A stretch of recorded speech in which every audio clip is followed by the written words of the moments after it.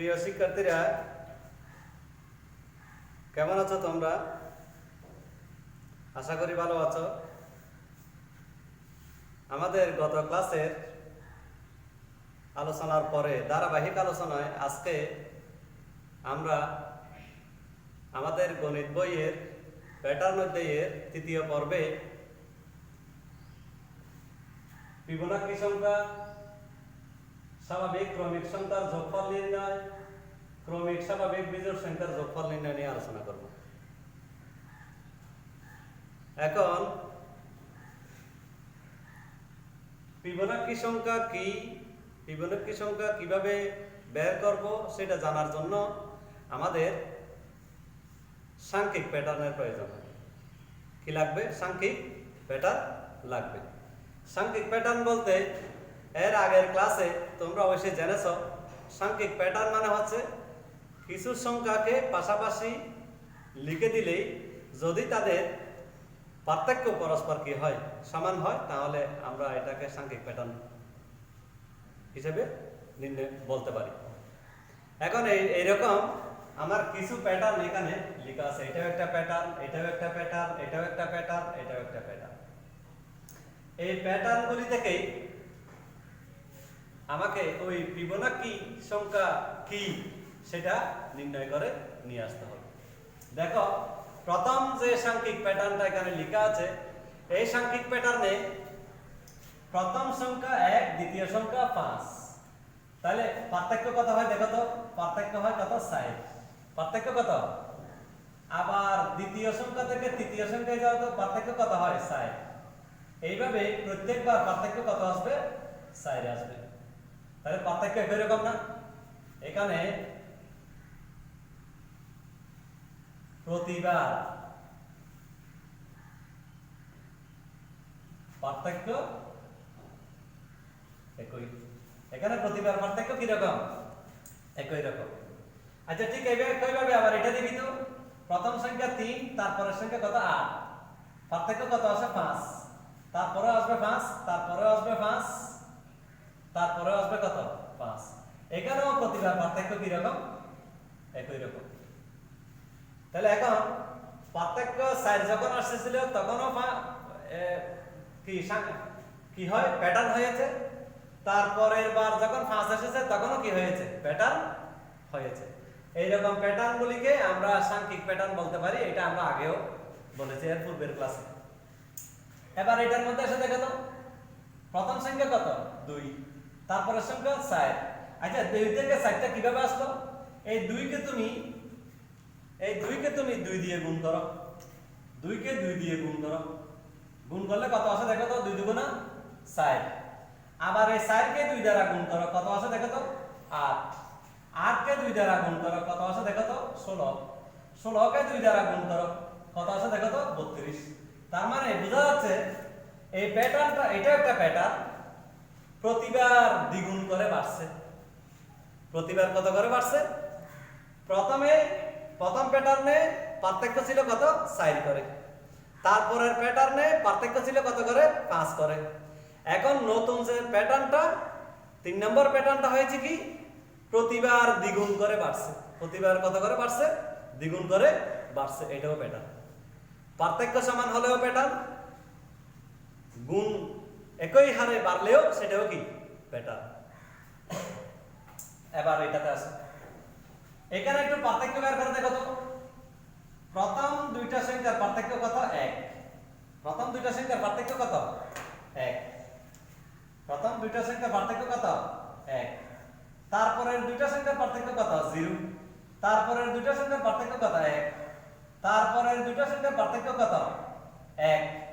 তারপরের দুইটা সংখ্যার পার্থক্য কত? 2। এর পরের দুইটা সংখ্যার পার্থক্য কত? 3।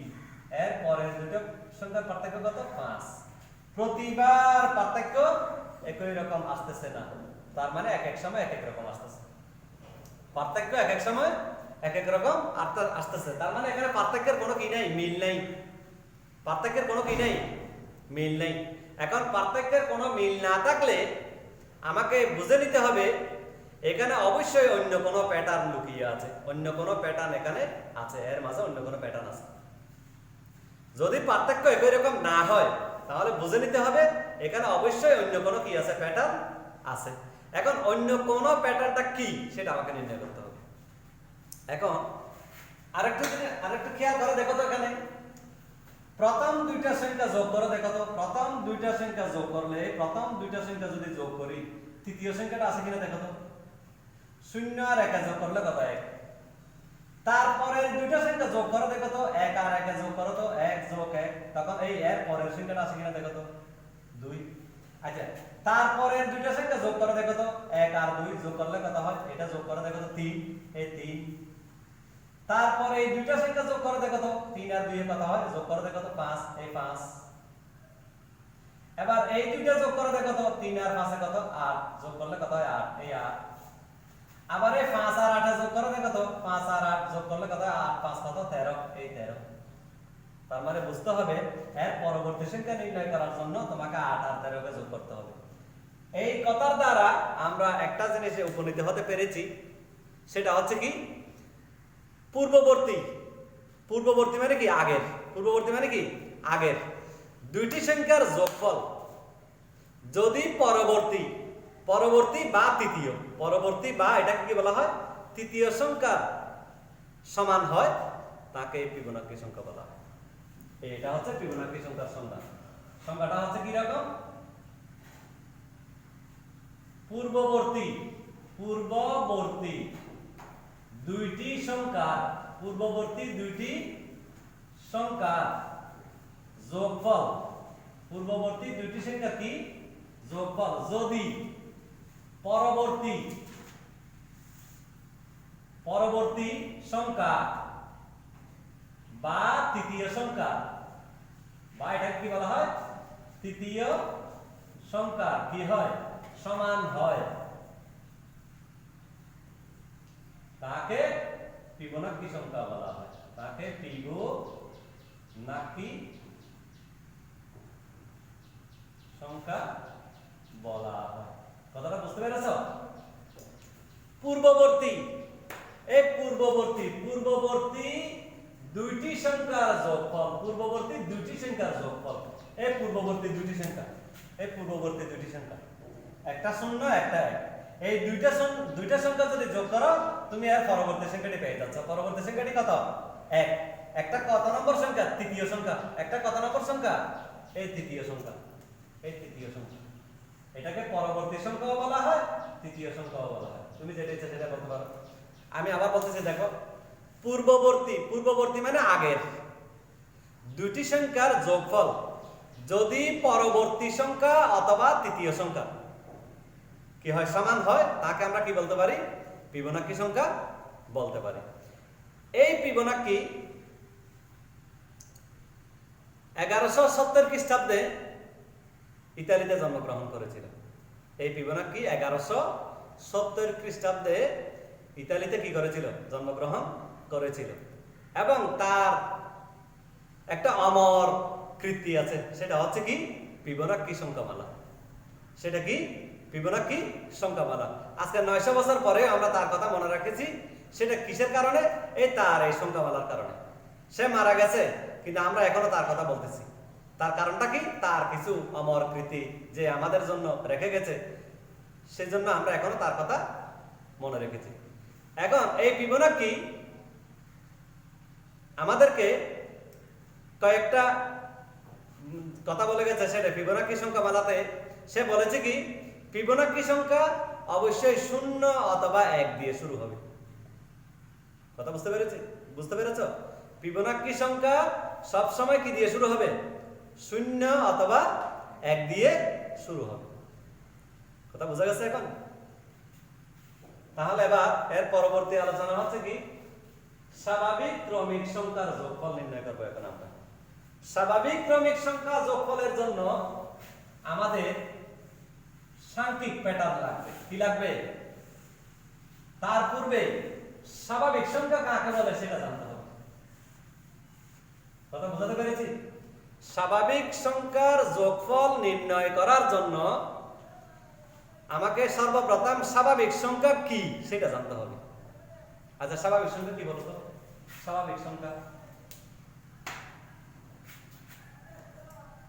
স্বাভাবিক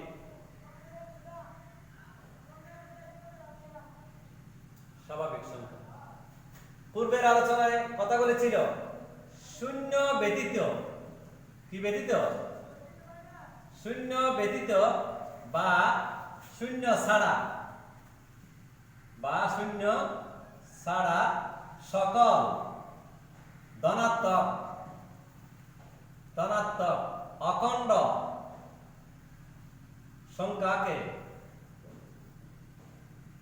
পূর্ণ সংখ্যা বলে। এখানে দেখো শূন্য ব্যতীত মানে কি? শূন্য আসবে না। সকল মানে শূন্য ছাড়া সকল, যেমন আমাদের ক্লাসের রোল নাম্বারগুলি, ক্রমিক নাম্বারগুলো, এখানে কিন্তু কারো ক্রমিক নাম্বার শূন্য নাই। কি দিয়ে শুরু? এক দিয়ে শুরু। এই এক থেকে শুরু করে যা আছে আমরা যতদূর যেতে পারি, যখন যতটুকু বলবে ততটুকু পর্যন্ত যাব, এগুলিকে কি বলা হয়? এবং এগুলি অখণ্ড হতে হবে। অখণ্ড মানে কি? ভগ্নাংশ হতে পারবে না। 3/2, 4/1, 4/7 এরকম হতে পারবে না। সবগুলি কি হতে হবে? অখণ্ড হতে হবে, মানে পূর্ণ সংখ্যা। পূর্ণ সংখ্যার মধ্যে আবার ঋণাত্মক গুলি আসবে না। পূর্ণ সংখ্যার মধ্যে আবার কি আসবে না? ঋণাত্মক গুলো আসবে না, সবসময় ধনাত্মক গুলো আসবে। এইগুলোকে আমরা কি বলতে পারি? স্বাভাবিক সংখ্যা বলতে পারি। এই স্বাভাবিক সংখ্যার, স্বাভাবিক ক্রমিক সংখ্যার যোগফল নির্ণয়ের জন্য, আমরা যোগফল নির্ণয় করার জন্য, সময় বাঁচানোর জন্য, যথেষ্ট সময়ের দরকার তুমি যদি এমনি একটার পর একটা যোগ করো, কিন্তু সময় বাঁচানোর জন্য আমরা একটা সূত্র থেকে স্বাভাবিক সংখ্যার যোগফল নির্ণয় করতে পারি। সূত্রটা হচ্ছে কি রকম? সূত্রটা হচ্ছে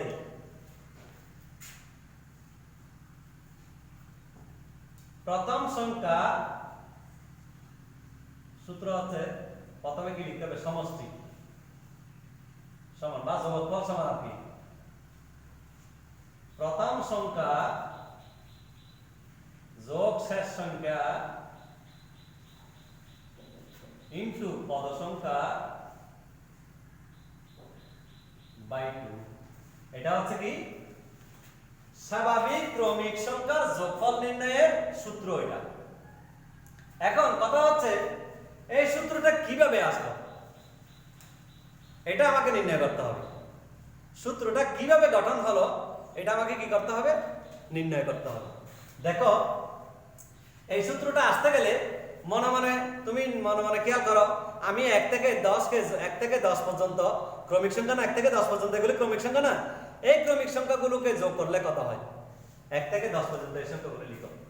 1 যোগ 2 যোগ 3 যোগ 4 যোগ 5 যোগ 6 যোগ 7 যোগ 8 যোগ 9 যোগ 10। এই 10টা সংখ্যাকে যোগ করলে কত হবে? আচ্ছা আমরা কি কেউ জানি কত হবে যোগ করলে? জানি না। মনে করো যোগফল কত? ক। যোগফল কত? ক। এই স্বাভাবিক ক্রমিক সংখ্যা নিছি কয়টা? 10টা। এই 10টার যোগফল কত? কত আসবে আমরা জানি না। মনে করে নিয়েছি আমরা কত আসবে? ক আসবে। আচ্ছা এবার একটা কাজ করো তো, এই স্বাভাবিক সংখ্যা যদি আমি 1 থেকে 10 পর্যন্ত লিখি তখনও যে কথা, আবার 10 থেকে 1 পর্যন্ত লিখলেও তো একই কথা, নাকি ভিন্ন কথা? একই কথা না? এবার আমরা সংখ্যাগুলোকে একটু উল্টিয়ে দিই।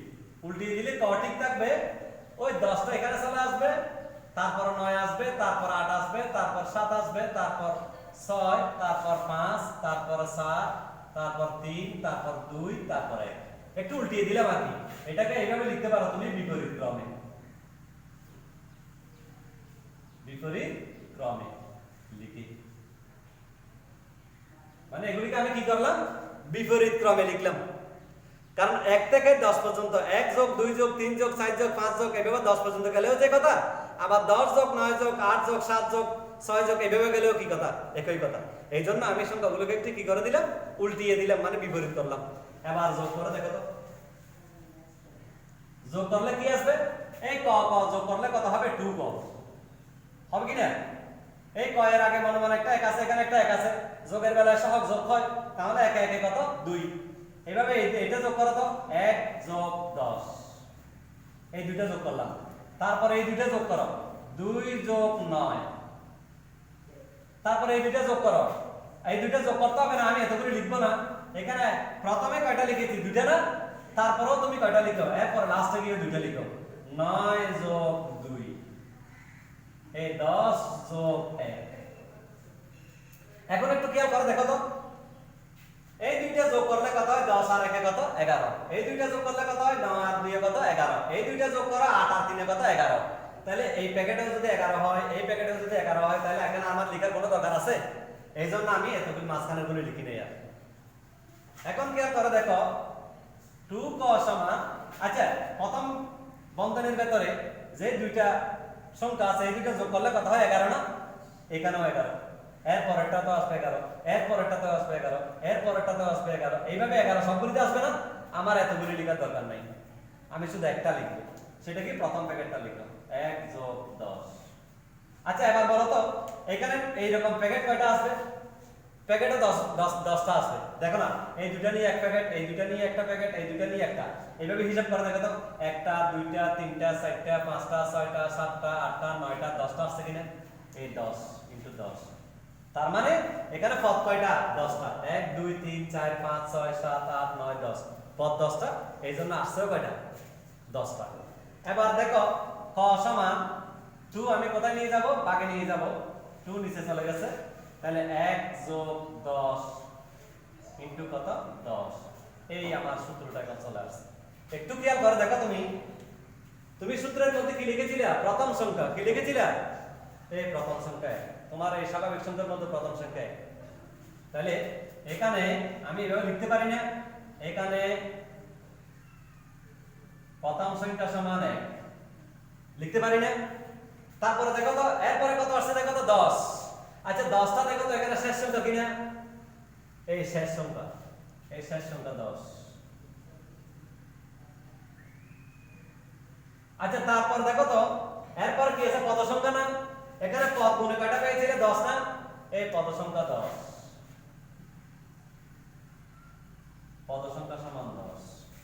এরপরে কি আছে? 2 একটা নিচে ভাগাকার আছে না? এই ভাগের 2। তার মানে বুঝা গেছে এই স্বাভাবিক ক্রমিক সংখ্যা যোগফল নির্ণয়ের সূত্রটি কিভাবে গঠন করতে হবে সেটা বুঝতে পেরেছো? তার মানে এবার আচ্ছা এটাকে আরেকটা কাজ করো, আমরা তো এখানে বলেছি স্বাভাবিক ক্রমিক সংখ্যার যোগফল নির্ণয় করব। যোগফল নির্ণয় করলে কত হয় দেখো, এই ক সমান নিচে কত? 2, 10 আর 1 কত? 11, 11 কে 10 দিয়ে গুণ করো।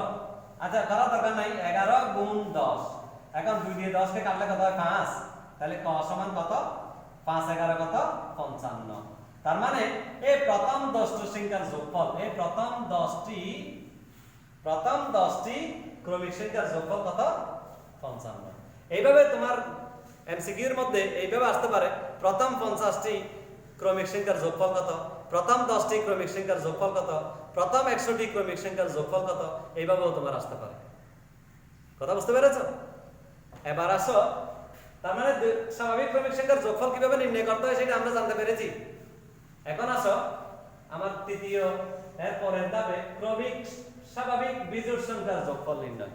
এখন ক্রমিক স্বাভাবিক বিজোড় সংখ্যার যোগফল নির্ণয়ের জন্য তোমার কি লাগবে? ক্রমিক সংখ্যার একটা প্যাটার্ন লাগবে। ক্রমিক বিজোড় সংখ্যার একটা কি লাগবে? প্যাটার্ন লাগবে। ক্রমিক বিজোড় সংখ্যার প্যাটার্ন কি রকম? এই যে দেখো, এটা 1 যোগ 2 3, ক্রমিক সংখ্যা হতে গেলে বিজোড় হতে গেলে 3 হতে হবে না? 5 যোগ তারপর আসবে কত? 7 যোগ 9 যোগ 11 যোগ dot dot dot dot dot dot. এগুলি কি দেখো তো, এটা ক্রমিক বিজোড় সংখ্যার একটি প্যাটার্ন। এটি কি? এটি ক্রমিক বিজোড় সংখ্যা কি প্যাটার্ন। এটা কি? এগুলি ক্রমিক বিজোড় সংখ্যা না? এই ক্রমিক বিজোড় সংখ্যা প্যাটার্ন। এটা কি? ক্রমিক বিজোড় সংখ্যার কি প্যাটার্ন। এই ক্রমিক বিজোড় সংখ্যার প্যাটার্নের আমরা যোগফলটা কিভাবে নির্ণয় করব সেটা আসছে। এখন দেখো এখানে তুমি একটা জিনিস খেয়াল করলে দেখতে পাবে, প্রথম দুইটি ক্রমিক সংখ্যা যোগ করো তো, ক্রমিক বিজোড় সংখ্যা প্রথম দুইটি ক্রমিক সংখ্যা যোগ করো। দেখো ক্রমিক বিজোড় সংখ্যা এই প্রথম দুইটি যোগ করলে কত হয়? দেখো 1 যোগ 2 3, 1 যোগ 3 সমান কত? 4। 4 আসছে? আচ্ছা এখন 4 কে আমি এভাবে লিখতে পারি কিনা দেখো তো, 2 স্কয়ার করলে এভাবে লিখতে পারি কিনা? তার মানে এটা একটা পূর্ণবর্গ সংখ্যা। পূর্ণবর্গ সংখ্যা। এটা কি সংখ্যা? পূর্ণবর্গ সংখ্যা।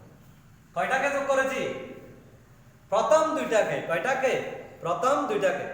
এবার আর একটু সামনের দিকে যাও, প্রথম তিনটাকে যোগ করে দেখো তো। প্রথম তিনটাকে কি করলে যোগ করলে কি হয় দেখো, 1 যোগ 3 যোগ 5 সমান 9 হয় কিনা দেখো তো। আচ্ছা 9 হলে কত হবে? এটা 3 স্কয়ার হবে না? 3 স্কয়ার হবে না? এটাও পূর্ণবর্গ সংখ্যা। এটাও কি সংখ্যা? আচ্ছা এবার আরেকটা কাজ করো, এবার প্রথম সেটটাকে করো। প্রথম সেটটাকে করলে কি হয় দেখো তো, 1 যোগ 3 যোগ 5 যোগ 7 সমান কত হয় দেখো তো। 7 5 12 12 3 15 15 কি কত? 16 16 মানে কত? 4 স্কয়ার। এটাও পূর্ণবর্গ সংখ্যা কিনা দেখো তো। এবার প্রথম পাঁচটাকে করো দেখো তো। প্রথম পাঁচটাকে 1 যোগ 3 যোগ 5 যোগ 7 যোগ 9 সমান 25 আসে কিনা দেখো তো। 9 7 16 16 5 21 21 24 24 যোগে 25 তার মানে কত? 5 স্কয়ার। এটাও পূর্ণবর্গ সংখ্যা কিনা দেখো তো। এইভাবে তুমি যদি যেতে যেতে যেতে যেতে স্বাভাবিক ক্রমিক বিজোড় সংখ্যা যদি তোমার অনেক থাকে, আমি তো এখানে মাত্র 1 2 3 4 5 6টা লিখেছি। তোমাকে যদি বলা হয় অসংখ্য, অসংখ্য মানে কি? ক সংখ্যক। অসংখ্য মানে কি? যদি তোমাকে ক সংখ্যক বলা হয় তখন কি করবা? এই ক সংখ্যক এখানে লিখতে পারো, ক সংখ্যক বিজোড় ক্রমিক সংখ্যার যোগফল। এগুলি সব যোগ করে আসছে না? সব যোগ করে আসছে না?